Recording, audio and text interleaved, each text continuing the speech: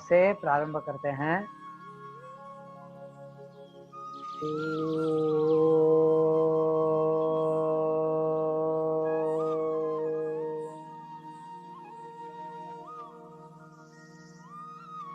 योगेन चित्तस्य पदेन वाचां मलं शरीरस्य च वैद्यकेन योपाकरोत्तं प्रवरं मुनीनां पतञ्जलिं प्राञ्जलिरानतोऽस्मि। ॐ शान्ति शान्ति शान्तिः। आत्मीय स्वयं, अभी जैसा अजीत भैया ने बताया, अणिमादि सिद्धियों का प्रादुर्भाव होना और उससे काय संपत्ति मतलब काया का रूपांतरण होकर एक विशेष प्रकार के काया बनना, जिसमें रूप, लावण्य, बल, वज्र के समान काया बनना और सहननित्व। सहननत्व का मतलब होता है कि जो वज्र के समान सारे इंद्रिय अवयव समूह बन जाते हैं, ऐसा काय संपत्ति मतलब काया की संपत्ति ऐसी प्राप्त होती है। ऐसा कल हम लोगों ने विशेष रूप से देखा था। तो शरीर में क्या होता है, तो उत्कृष्ट सौंदर्य, दैवी तेज, श्रेष्ठ सामर्थ्य और भरा पूरा शैलदार शरीर, वज्र के समान बिल्कुल ठोस मजबूत अवयव समूह, यह स्वाभाविक रूप से फिर निर्मित होते हैं। तो स्थूल आदि ये 5 संयम जय होने से इस प्रकार का काय संपत्त आविर्भूत होता है, सब बनता है। तो उससे साधक का योग मार्ग पर विश्वास दृढ़ होता है और उस मात्रा में, अधिक प्रमाण में उसका योगाभ्यास निर्वेदता से घटित होता है और वह वैसा हो, क्षुण्ण, निरंतर, अखंड, उसमें वसायक भी होता है। इस प्रकार भूत जय आदि सिद्धियों का विचार इन 3 सूत्रों में, पहले 3 सूत्र 44, 45, 46 में किया और यहाँ आगे इंद्रिय जय और प्रधान जय, ये जो 2 प्रमुख सिद्धियां हैं, इनका विचार अगले सूत्र में किया है, 47वें सूत्र में विशेष रूप से। तो उसमें से जो 1-2 अवस्थाएं हैं उनको थोड़ा विस्तार से देखेंगे, उससे हमारी एक समझ भी विकसित हो जाए कि इंद्रिया कैसे काम करती है, अंदर क्या होता है, वस्तुओं के संपर्क में आने से क्या प्रक्रिया घटित होती है, यह एकदम बिल्कुल खोल कर रखा हुआ है, वह समझ में आता है। तो ग्रहण, स्वरूप, अस्मिता, अन्वयार्थवत्व और संयम, इन पर होने से इंद्रिय जय, तो यह 5 प्रकार की अवस्थाएं बताई गई है। इंद्रिय अपने विषय से जो संयुक्त होता है, तो वह विषय से जब संयुक्त होता है तो 5 स्थितियां उसमें निर्मित होती है। 1, ग्रहणावस्था, इंद्रिय विषय के संबंध में जानकारी जो प्राप्त करता है वह ग्रहणावस्था। विषय के साथ संयोग जब नहीं रहता है तो वह अपने गोलक में ही वह निर्व्यापार स्थिति में वह प्रकाश रूप, केवल प्रकाश रूप में वह रहता है, उसको स्वरूपावस्था ऐसा कहते हैं। तो एक ग्रहणावस्था, दूसरी उसकी स्वरूपावस्था, इसी प्रकार इंद्रिय के संपर्क में वह नहीं आता है, विषय से कोई उसका संयोग नहीं होता है और अपने गोलक में ही बिल्कुल निर्व्यापार, किसी प्रकार का कोई व्यापार व्यवहार वह नहीं कर रहा है, कोई प्रतिरूप नहीं है, वह स्थिति स्वरूप अवस्था, ऐसा उसको कहा गया है।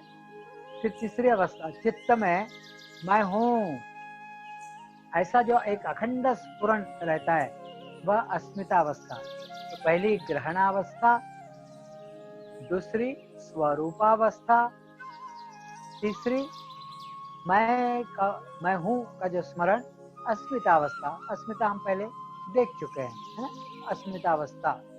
फिर इस अस्मिता में त्रिगुणों का अस्तित्व होता है, यह जो स्थिति है उसको कहा गया है अन्वयावस्था। यह जो अस्मिता, मैं हूँ का जो अखंड स्फुरण, इसी में तीनों गुणों का अस्तित्व यदि आ जाता है तो उसको कहा गया है अन्वयावस्था। तो यह चार अवस्थाएं हो गई, ग्रहणावस्था, स्वरूपावस्था, अस्मितावस्था, अन्वयावस्था। और त्रिगुणों में जो एक शक्ति है, कौन सी, भोगापवर्गार्थता रूप शक्ति, मतलब वो भोग के लिए भी ले जा सकती है या अपवर्गार्थ की तरफ भी ले जा सकती है। यह त्रिगुण, इनमें यह शक्ति होती है। त्रिगुणों के कारण ही वह उसमें कृतार्थता जो आती है, तो वह भोगापवर्गार्थता या अपवर्गार्थता, यह जो शक्ति है इसको अर्थवत्तावस्था ऐसा कहा गया। ये उनका मुख्य अर्थ है, क्या, भोगापवर्गार्थ या अपवर्गार्थ, है ना, भोगार्थता या अपवर्गार्थता, यह एक विशेष प्रकार की जो शक्ति है, इसका होना यह अर्थवत्तावस्था ऐसा कहा गया है। तो यह 5 स्थितियां हैं, इंद्रिय जब अपने विषयों के साथ संपर्क में आते हैं, संयुक्त होते हैं, इंद्रिय के जो जो विषय है, इन 5 स्थितियों में से वह गुजरता है। देखिए अब कैसे, एक ग्रहणावस्था, दूसरी निर्व्यापार, केवल प्रकाश रूप जो अवस्था है, केवल जानकारी, तो स्वरूपावस्था।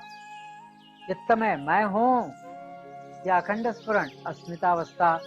फिर उसमें त्रिगुणों का अस्तित्व उसके साथ, यह अन्वयावस्था। और यह त्रिगुणों में ये भोगार्थता और अपवर्गार्थता, ये जो शक्ति है, यह अर्थवत्तावस्था। ऐसी 5 अवस्थाएं हैं। इन 5 अवस्थाओं पर स्मरण करने से इंद्रिय जय यह सिद्धि प्राप्त होती है, ऐसा कहा गया है। तो यह इंद्रिय जय सिद्धि क्या है, यह देखकर फिर हम ग्रहणावस्था की तरफ विशेष रूप से जानकारी लेने का प्रयास करेंगे। तो मुझे लगता है आज और कल का भी दिन इसमें लग सकता है, लेकिन अच्छी चीज है और समझने में अब इतनी तैयारी होने के बाद तो सुलभ है, लेकिन समझ लेना जरूरी है। इंद्रिय जय सिद्धि, पीछे 44वें सूत्र में स्थूल शरीर जिन अवस्थाओं से व्यक्त दशा में आता है, उन अवस्थाओं पर संयम करने के लिए बताया है।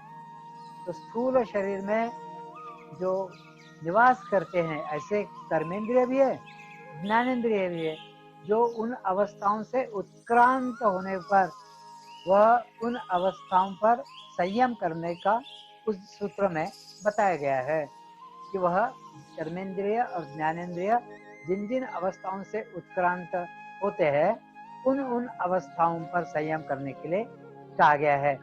तो उनमें उन जगह पर स्थूल से अंतर संयम करते हुए उसको करने से उसको अर्थवत्व संयम ऐसा कहा गया है, और वह करने से भूत जय होता है, यह बताया गया है।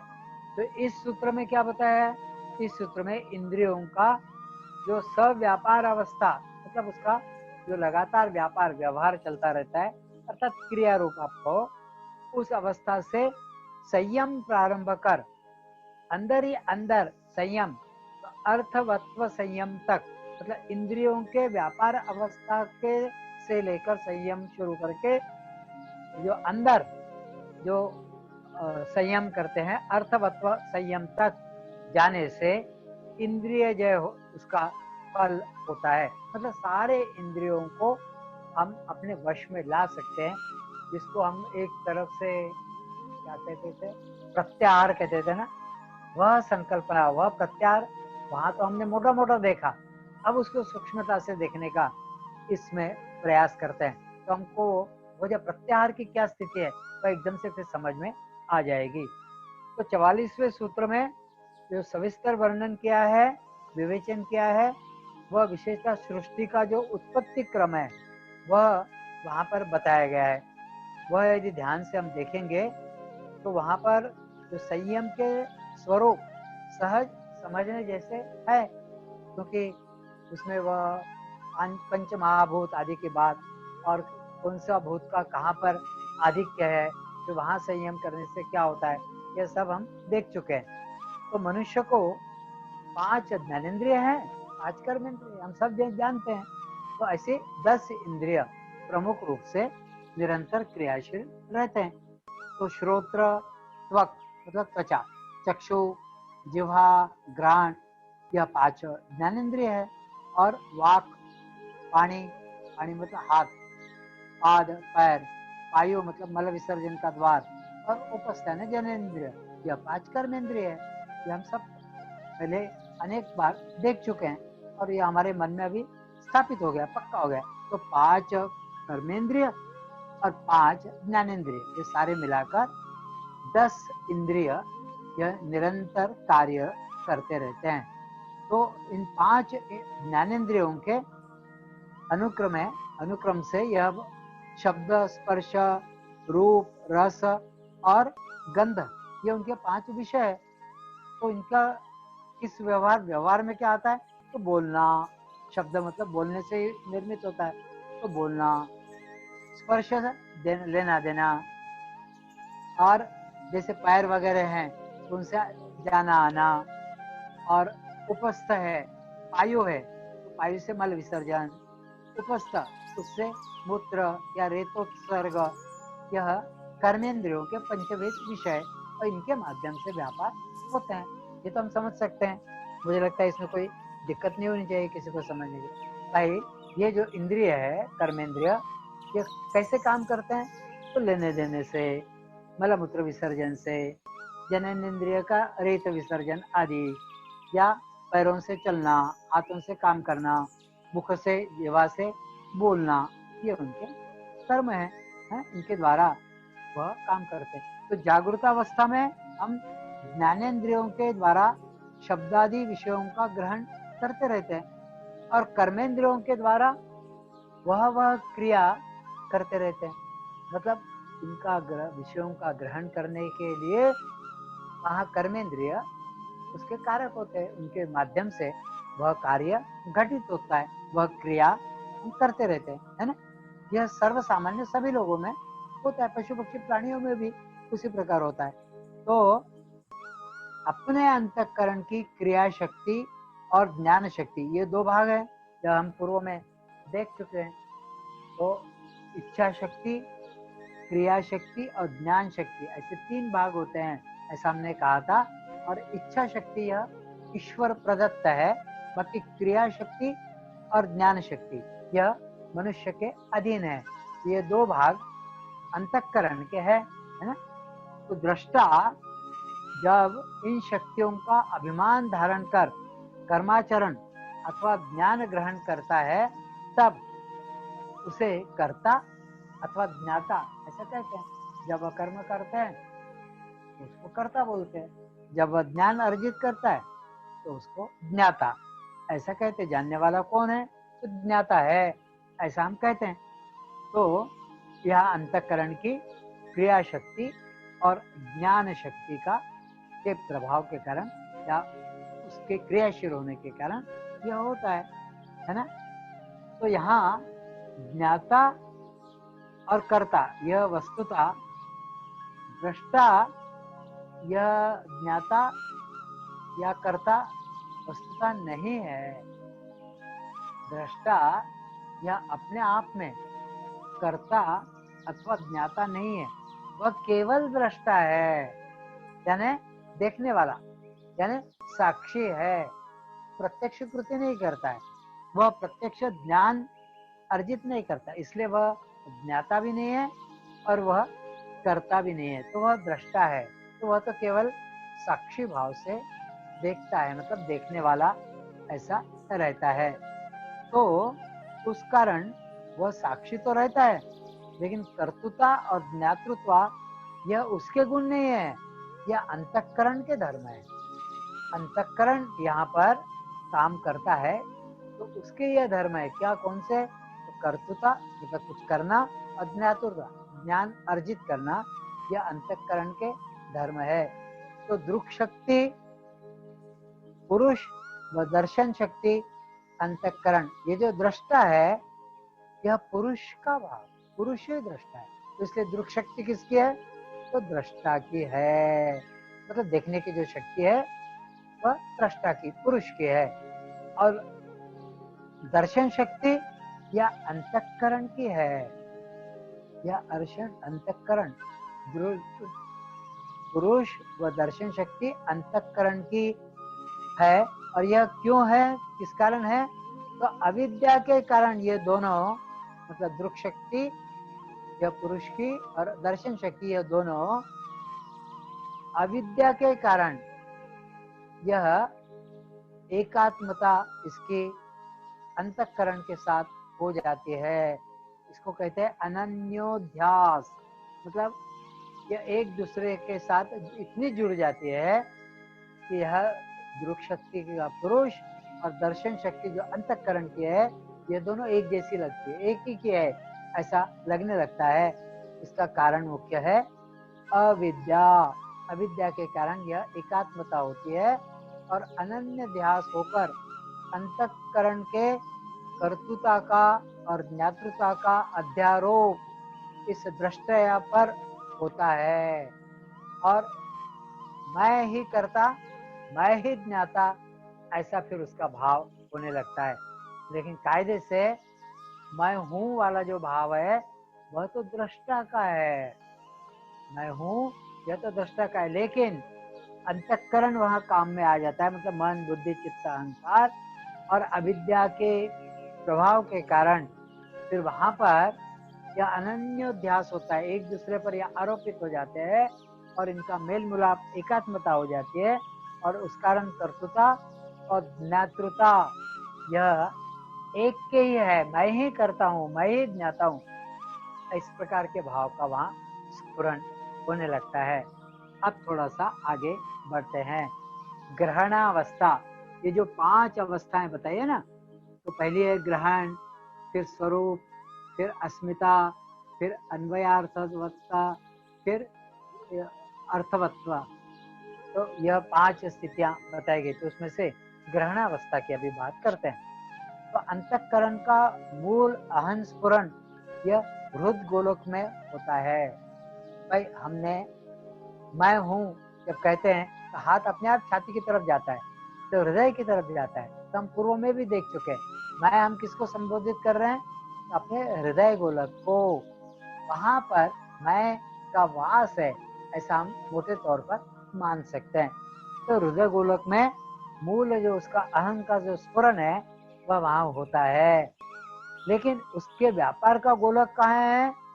तो मस्तक का, मतलब हमारे माथे में जो छोटा और बड़ा हमारा जो ब्रेन का भाग है, मेंदु जिसको कहते हैं, तो उसके कारण वह उसके व्यापार का स्थान, उसका स्थान तो हृदय गोलक है, लेकिन उसके व्यवहार का, व्यापार का, कृति को अंजाम देने का जो काम है वह ब्रेन के, छोटे ब्रेन में और बड़े ब्रेन में, छोटे मेंदु में और बड़े मेंदु में भेजे में, ऐसा हम कह सकते हैं।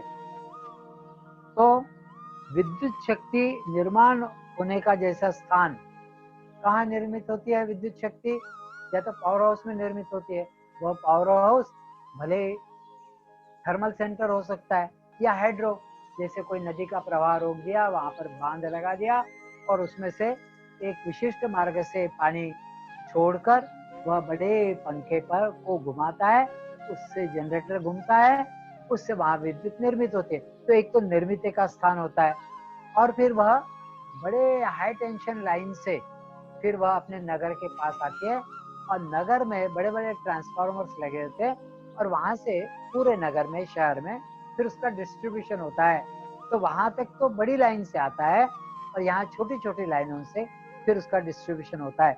ठीक उसी प्रकार, ठीक उसी प्रकार हृदय गोलक में मूल अहं का स्फुरन होता है, लेकिन उसका व्यापार में रूपांतरण, व्यवहार में रूपांतरण या फिर छोटे मस्तिष्क और बड़े मस्तिष्क अर्थात छोटा मेंदु, बड़ा मेंदु जिसको कहते हैं, उसके द्वारा फिर यह होता है। तो इंद्रिय द्वारा जब शब्दादि विषयों का ग्रहण किया जाता है तो बाह्य विषयों का स्पर्शाघात वह इंद्रियों के उन उन गोलकों की जो ज्ञान वाहिका, जो नाड़ियां होती है, उनके अग्र पर होता है और उनमें स्पर्शाघात से फिर वहां तरंग अथवा स्पंदन उत्पन्न होते हैं। उन स्पंदनों का उन सब अग्रभाग से नाड़ियों के वे एकत्र होकर उस नाड़ी के माध्यम से हमारा जो मेडुला ऑब्लोंगेटा कहिए या हमारा जो मेरुदंड है, उसके माध्यम से वह बड़े हमारा जो भेजा है या बड़ा जो मस्तिष्क है, बिंदु है, वहां पर उस केंद्र पर, उस पर्टिकुलर विषय के केंद्र पर वह पहुंचता है। यदि कान का है तो कान के केंद्र पर, यदि नाक का है तो नाक के केंद्र पर, यदि जीवा का है तो जीवा के केंद्र पर, यदि आंखों का है तो आंखों के केंद्र पर, त्वचा का है तो त्वचा के केंद्र पर वह पहुंचता है। ऐसे नाड़ी के माध्यम से। नाड़ी में कहाँ से आता है? तो नाड़ी में जो उसके अग्रभाग है, उनमें जो स्पंदन होता है वस्तु के संपर्क में, वह अग्रभाग नाड़ियों के आने से उससे नाड़ी में, नाड़ी से मेरुदंड में, मेरुदंड से बड़े भाग में ब्रेन के, और वहां पर जाकर उसमें उस केंद्र पर वह फिर पहुंचते हैं। तो यह स्पंदन जिस जाति के होंगे उस जाति का जो पूर्वानुभव है और जो अभी प्रसुप्तावस्था में है, उसके संस्कारों के अनुकूल स्पंद के कारण वह पूर्व की जो स्मृतियां है वह जागृत होकर उसके वह संस्कार प्रादुर्भूत होते हैं और उसके कारण फिर पूर्वानुभव स्मृति के सहायता से अभी के वर्तमान के स्पंदन के स्वरूप का यह विषय है, ऐसा ज्ञान होता है। नाड़ियों के अग्रभाग में स्पंदन होता है, उसके द्वारा जिस विषय के संपर्क में आई उसका धीरे धीरे धीरे उसकी पहुंच ब्रेन के बड़े भाग पर होती है। वहां जाने के बाद वहां पर जो पूर्व में स्मृतियों के जो संस्कार प्रसुप्तावस्था में पूर्व के अनुभव के रहते हैं, वह उस स्पंदन के कारण उसको जो अनुकूलता मिलती है, तो उसके अनुकूलत्व के कारण वे जागृत होते हैं और स्मृति रूप से प्रादुर्भूत वे होने लगते हैं। ऐसी यह प्रक्रिया है। फिर पूर्वानुभव स्मृति की सहायता से वर्तमान के स्पंदन उसके स्वरूप से फिर यह विषय है, इसका ज्ञान होता है। अभी का विषय यह है, मैंने लड्डू खाया, मैंने श्रीखंड खाया, मैंने सुगंध ली, मुझे यह अगरबत्ती अच्छी लगती है। इसका पूर्वानुभव से जो प्रसुप्तावस्था में रहता है मस्तिष्क में, वह वर्तमान में नाड़ियों के माध्यम से वहां पहुंचता है। यह हम में से अधिकतर लोग जानते हैं। तो इसका मतलब क्या हुआ? इसका मतलब है विषय सामान्यत्व से प्रकाशित हुआ। यह एक सामान्य प्रक्रिया है प्रकाशित होने की, मतलब उस विषय की जो जानकारी है उसका जो प्रकाशित्व है वह प्रकाशित होने की यह प्रक्रिया है। विषय के संपर्क में नाड़ियों के अग्र आए, उसके द्वारा नाड़ियों के माध्यम से, मेरुदंड के माध्यम से मस्तिष्क तक जानकारी गई, बड़े मस्तिष्क तक गई और वहां जो पूर्व का प्रसुप्तावस्था में जो पूर्व अनुभव किया हुआ जो संस्कार है उसको अनुकूल परिस्थिति और उसने जाना और उसको लगा हाँ ये तो बड़ा अच्छा है, ये तो मैंने पूर्व में भी इसका अनुभव किया है, ऐसी जानकारी उसको मिलती है। यह एक सामान्यत्व ये सामान्य दृष्टि से यह प्रकाशित होता है इस प्रकार। इसके बाद विषय इष्ट है या अनिष्ट है, यह विषय मेरे लिए अच्छा है कि नहीं है, इष्ट है या अनिष्ट है, इस प्रकार पूर्वानुभव की स्मृति जागृत होती है। पहले तो एक सामान्य स्मृति जागृत होती है, जिससे उस विषय का जो संपर्क हुआ, उस संपर्क के कारण उसकी जो प्रसुप्तावस्था में उसकी जो स्मृतियां हैं वह जागृत होती है, और फिर उस प्रकाश के कारण उसमें वह विषय इष्ट है कि अनिष्ट है, ऐसी पूर्वानुभव की स्मृतियां फिर जागृत होने लगती है। और यह जब भी प्रस्तुत का विषय है, मतलब वर्तमान का विषय है, वह इष्ट है या अनिष्ट है, इसका निश्चय होता है। यह विषय जब अंदर आता है, उस विषय के साथ संपर्क होने से वह पूर्व अनुभव की जो स्मृतियां है वह जागृत होकर वह इष्ट है कि अनिष्ट है, इसका फिर उसको बोध होने लगता है, और प्रस्तुत का विषय फिर इष्ट है या अनिष्ट है इसका निश्चय होता है। वह विषय इष्ट यदि होगा तो उसके चित्त में उस विषय के संबंध में राग उत्पन्न होगा। राग हम जानते हैं, आसक्ति, उसके प्रति प्रेम, या फिर वह चाहिए की भावना उत्पन्न होती है, राग। अथवा तो यह भी क्लेश है, राग। अथवा अनिष्ट यदि होगा तो उसके प्रति द्वेष क्लेश उत्पन्न होता है, या तो राग क्लेश उत्पन्न होगा या द्वेष क्लेश उत्पन्न होता है। इस प्रकार राग द्वेषों के क्लेशों से युक्त ऐसे विषयों का ज्ञान वह विशेष ज्ञान है। यदि सामान्य ज्ञान है किसी वस्तु का कि ये पेन है, बस इतना भर, लेकिन इस वस्तु का मान लो ये विशेष है ज्ञान कि यह पेन अभी ठीक नहीं चल रहा, यह पेन जब मैंने लिखना चाह रहा था उस समय चल नहीं रहा था, लेकिन इसको मैंने थोड़ा सा धूप में रखा या हाथ पर मला या जरा उसमें फूंक लगाई तो फिर ये चलने लगा, ये विशेष ज्ञान हुआ। ये पेन है, ये तो सामान्य ज्ञान हुआ। लेकिन ये पेन नहीं चल रहा था, लेकिन मैंने ऐसा कुछ किया तो फिर चलने लगा, तो ये उसका विशेष ज्ञान है। ऐसा हर विषय के बारे में होता है। इस प्रकार राग द्वेष क्लेशों से युक्त जो विषयों का ज्ञान है उसको विशेष ज्ञान ऐसा कहते हैं।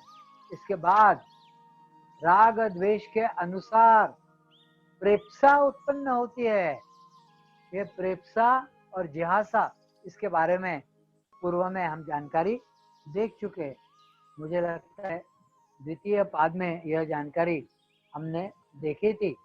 तो प्रेप्सा यानी वह विषय मुझे चाहिए, यह राग और द्वेष के अनुसार यदि प्रेप्सा मान लो उत्पन्न होती है तो यह विषय मुझे चाहिए, मैं और लूंगा और उसका मुझे उपभोग करना है, ऐसा भाव उत्पन्न होता है। अथवा जिहासा यानी वो विषय नहीं चाहिए, इसको छोड़ दो, डाल दो, यह बेकार था, ऐसी जिहासा उत्पन्न हो सकती है। तो प्रेप्सा और जिहासा ये दो विषय वहां उत्पन्न या वृत्ति ऐसी उत्पन्न होती है। देखिए पहले तो सामान्य जानकारी होती है विषय की या पदार्थ की, फिर उसकी पिछले जो अनुभव होते हैं तो राग द्वेष के साथ उसकी विशेष जानकारी होती है। फिर राग तो और चाहिए तो प्रेप्सा उत्पन्न होती है, नहीं नहीं नहीं द्वेष अच्छा नहीं, नहीं नहीं ये वस्तु ठीक नहीं, इसको ये मैं नहीं खाऊंगा, ये अच्छी नहीं है, तो जिज्ञासा उत्पन्न होती है। तो इस प्रकार के दो क्लेश है ना उत्पन्न होते हैं, यह राग और द्वेष पर निर्भर करते हैं, ऐसी वृत्तियां उत्पन्न होती है। उसके बाद प्रेप्सा की पूर्ति अथवा जिज्ञासा की पूर्ति, प्रेप्सा मतलब चाहिए चाहिए चाहिए वाली पूर्ति, या नहीं चाहिए नहीं चाहिए अच्छा नहीं वाली जिज्ञासा, उसकी पूर्ति, यह कर्मेंद्रियों के द्वारा यह क्रिया घटित होनी चाहिए। तो ध्यान के स्पंदन पूर्वानुभव स्मृति के द्वारा उत्पन्न होते हैं, मतलब मुझे यह चाहिए तो उसके लिए मैं प्रयासरत हो जाऊं, तो यह पूर्व अनुभव की स्मृतियों के कारण ऐसे स्पंदन उत्पन्न होते हैं। या नहीं नहीं नहीं करेले की सब्जी मैं नहीं खाऊंगा, ये चीज ठीक नहीं। अरे कांटे पर पैर यदि गिरेगा तो चुभन होगी, दर्द होगा, मेरा पैर कांटे पर नहीं गिरना चाहिए, ऐसी जहासा। तो यह पूर्व अनुभवों के द्वारा उत्पन्न होता है और फिर कर्मेंद्रियों के द्वारा फिर मेरा पैर वहाने पड़ेगा या मुझे वो चीज चाहिए तो मैं वह लेने की कोशिश करता हूँ। तो मेरे कर्मेंद्रिय उस कार्य के लिए प्रवृत्त होते हैं और फिर मुझे लगता है कि यह क्रिया घटित होनी चाहिए। ऐसा ज्ञान का स्पंदन भीतर इस पूर्वानुभव स्मृति के कारण उत्पन्न होता है। इस स्पंद का जो आघात है वह बड़ा जो मस्तिष्क है, मेंदु जिसको कहते हैं, उसमें क्रिया शक्ति का जो गोलक है वह छोटा ब्रेन, उसमें वह जाकर पहुंचता है और वहां से विशिष्ट क्रिया होने के लिए वह प्रेरक बनता है और क्रिया प्रेरक नाड़ियों के द्वारा उस अवयव तक पहुंचकर वहां क्रिया फिर घटित होती है। मुझे लगता है बात समझ में आ रही होगी। मतलब पहले ब्रेन तक जाती है सूचना किसी वस्तु की, विषय की, और फिर ब्रेन से, मस्तिष्क से फिर कर्मेंद्रियों तक वह जानकारी जाती है। इतना देखकर फिर रुकेंगे। तो इस प्रकार विशिष्ट क्रिया घटित होने के लिए प्रेरणा क्रिया प्रेरक नाड़ियों के द्वारा उस अवयव तक पहुंचकर वहां क्रिया घटित होती है। यह सब प्रकार इतनी सूक्ष्मता से और इतना सूक्ष्म कालावधि में, इतना कम समय में वह घटित होता है कि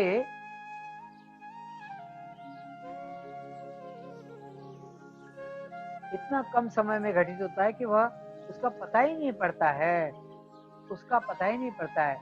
लेकिन जो साधक ध्यान धारणा आदि करता है तो उसकी बुद्धि अग्र्या व सूक्ष्म हो जाती है और उस कारण यह सारा प्रकार उसकी जानकारी में आ सकता है।